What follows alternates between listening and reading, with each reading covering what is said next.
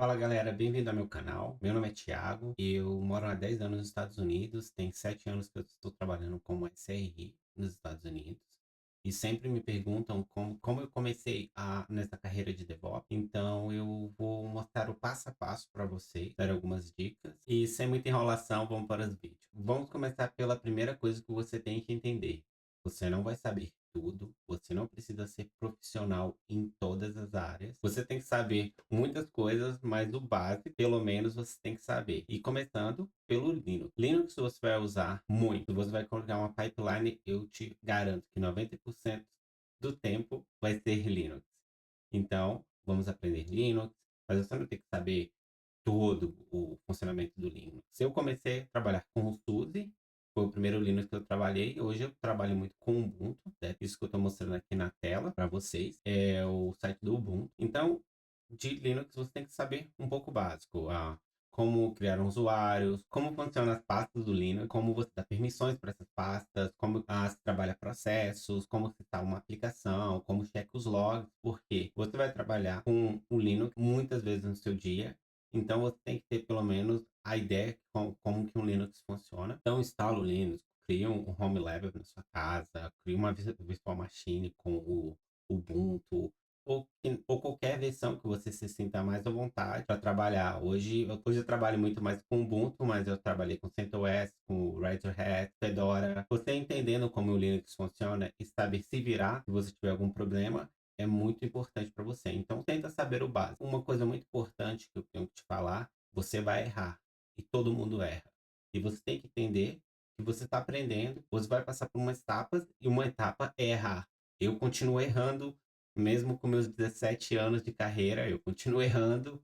Você vai começar a errar, mas vai errando menos. Cada dia você vai errando menos e você vai pegando experiência. Mas não desista, continue. Uma dica muito importante, aprenda a mexer no Git e pelo o básico, criar um projeto, comitar as suas alterações, cria os projetinhos quando você vai aprendendo. Mesma coisa, você está aprendendo o comando do Linux, faz algumas anotações desses novos comandos que você está aprendendo e vai colocando lá, que daqui a pouco você vai poder estar mostrando para alguém. Quando você tiver que fazer uma entrevista, muitas informações ali, você vai ter um projeto, e sempre trabalhar um projeto na realidade. É, quando você for aprender o Linux, tá lá um servidor de um Nginx, um Apache, o banco de dados, o MySQL, o MongoDB, não sei, e tenta usar isso como que fosse um servidor de produção, mas não com aquela responsabilidade de você tem que estar em produção. É um servidor real que você vai estar utilizando, mas você não vai ter aquela pressão de um servidor em produção. Se quebrar, se acontecer alguma coisa, a empresa toda para. Então você já vai começando a aprendendo com projetos reais, tenta fazer alguns projetos reais, coisas que podem acontecer para você. Eu gosto muito de ter meu home lab, eu tenho alguns vídeos no meu canal em inglês, eu faço alguns experimentos, eu devo fazer a mesma coisa nesse canal, mas por enquanto eu vou estar focando mais na minha vida aqui nos Estados Unidos, como eu comecei com TI, mas coloca no comentário se vocês têm alguma sugestão de vídeo que eu vou tentar estar fazendo. Essa é a minha página do Git, e eu tenho alguns repositórios aqui com vários projetos que eu tenho. Eu tenho esse repositório que tem todos os meus projetos que eu estou fazendo no meu canal em inglês, mas se eu tiver que falar alguma coisa, tipo um horizontal pod scaling, como que é o horizontal pod scaling? Posso chegar aqui e mostro como que funciona, pego aqui meu YAML file e posso estar falando. Isso pode me ajudar numa entrevista, se alguém me perguntar como que o horizontal pod scaling funciona no Kubernetes, alguma coisa mais. Tenta fazer coisas reais, vai colocando no seu Git e vai aprendendo. E sem pressão, sem nenhuma pressão. Ninguém sabe tudo. Todo mundo começou do zero, do jeito que você está começando, só no desiste. Próxima parte que você precisa saber redes, principalmente, simplesmente DNS. DNS, você tem que saber qual os tipos de DNS, porque você vai criar um website. Você tem que saber como você, ah, como que você vai apontar a sua aplicação, quais os tipos de DNS que tem. Sempre vai aparecer uma coisa. Não estou falando para você virar especialista em redes, mas saber o básico, um IP, como que o IP funciona, a máscara de rede funciona, o DNS, o servidor de DNS funciona. É o básico, não estou falando. para você virar um especialista, deixa para os especialistas em redes, porque essa é uma área muito ampla, pelo menos o básico, só para você tiver algum troubleshoot para você fazer, você vai arrumando, vai tendo pelo menos a ideia de como que você vai fazer, né? A próxima que eu acho muito importante também seria o CI/CD, os pipelines, tem a ideia como o CI funciona, o que você faz no CD, cria algumas pipelines para funcionando, você pode criar até isso lá no seu GitHub, você está usando a ferramenta do Git para estar fazendo essas pipelines para você. Tenta entender o conceito, como que funciona, porque você vai criar muitas pipelines desse conhecimento.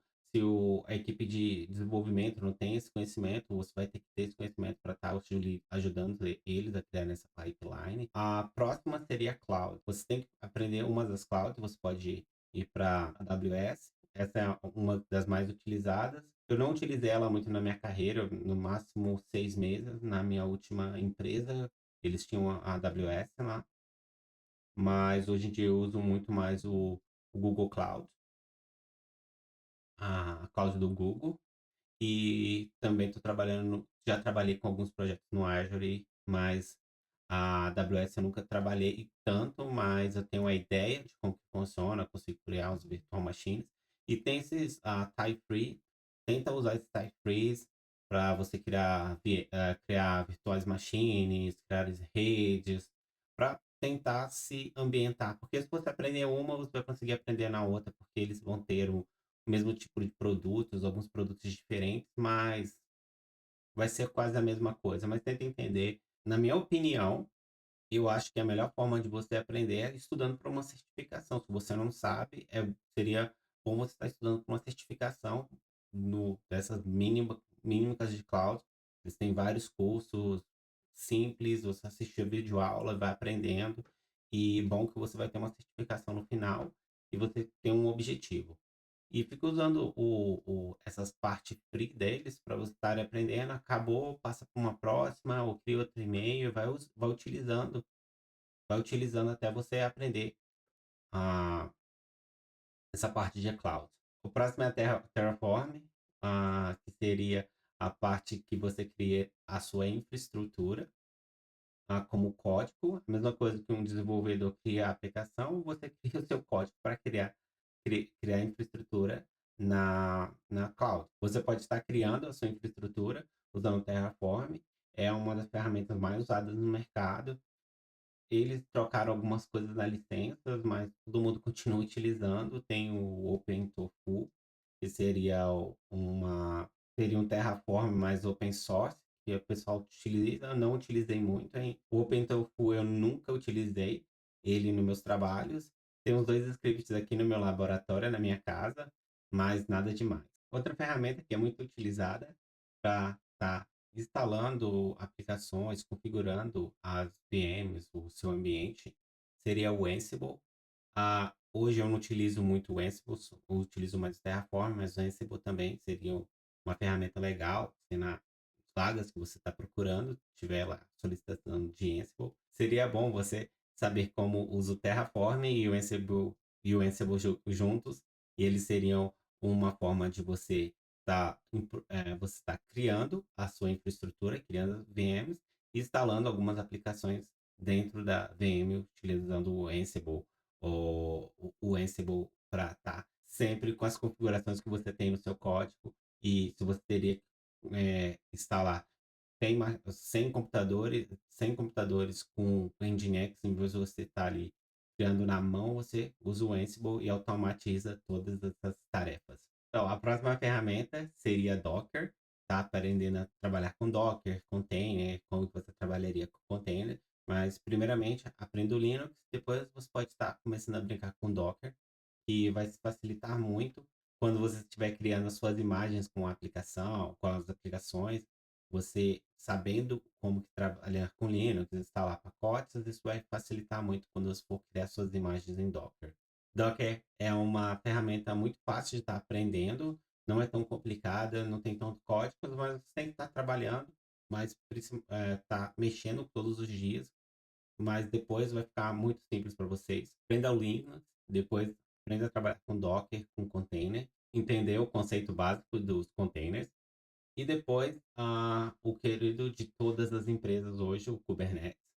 Kubernetes eu tenho as 2 certificações, eu tenho a de desenvolvedor e tenho a de administrador. Eu não tirei a de segurança, eu até comprei o voucher, mas não tive o tempo para fazer. Esse ano eu tenho que estar renovando a minha de administrador e devo ter tirando a de segurança também, para ter as minhas certificações no lugar. E Kubernetes eu aprendi quando eu estava tirando a certificação e foi uma forma muito bacana para mim. Eu prazo, coloquei um prazo de 3 meses, estudava todos os dias 3 horas por dia para tirar essa certificação. Depois eu faço um vídeo como eu fiz. E quando eu tirei a certificação foi muito bacana, que eu aprendi a estar trabalhando com o Kubernetes, mas vai na sequência, Linux, containers e depois Kubernetes. Não tenta aprender Docker se você não sabe Linux. E a última seria a parte de monitoração. Você tem que aprender a parte do Grafana. Grafana é uma ferramenta open source. Ela é utilizada para estar mostrando as métricas do que vem do Prometheus. Você também tem que aprender o Prometheus, é uma ferramenta que ajuda a pegar todas as métricas das suas aplicações. Eles têm o Exporters, que seria o jeito que você manda suas métricas para fora. Tem do MySQL, do MongoDB, tem vários aqui. E você também pode criar o seu próprio Explorer para estar enviando as informações da aplicação. E o Alert Manager também que vem nesse pacote de monitoramento. Então você tem que estar aprendendo uma forma de monitoramento. Tem as Arbits, mas eu nunca mexi com ele. Mas tem várias outras ferramentas aí. Mas o que eu mais vejo sendo utilizado seria o Prometheus com Grafana e o Alert Manager nas empresas. Eu espero que esse vídeo não ficou muito longo, que eu tirei várias das dúvidas que vocês têm. É, eu passei muitas informações, sei que é muito. Isso vai demorar um ano e meio para você estar aprendendo essas ferramentas, mas vai devagar. Para mim mesmo, demoraria uns 2, 3 anos para mim estar aprendendo isso novamente. Se você tiver alguma dúvida, coloque um comentário e eu vou tentar estar respondendo. E se você quiser que eu faça algum vídeo, alguma pergunta para mim, coloca aí no comentário sobre algum novo vídeo que vocês querem que eu vou estar tentando fazer aqui para vocês. Já que você chegou até o final comigo aqui, por favor, subscreve meu canal, que eu posso estar entendendo que vocês estão gostando desse conteúdo. Gostem do vídeo, compartilhe com algum amigo que você acha que quer estar trabalhando nessa área também. E coloca algum comentário se você quiser um novo vídeo. Muito obrigado e eu te vejo no próximo vídeo.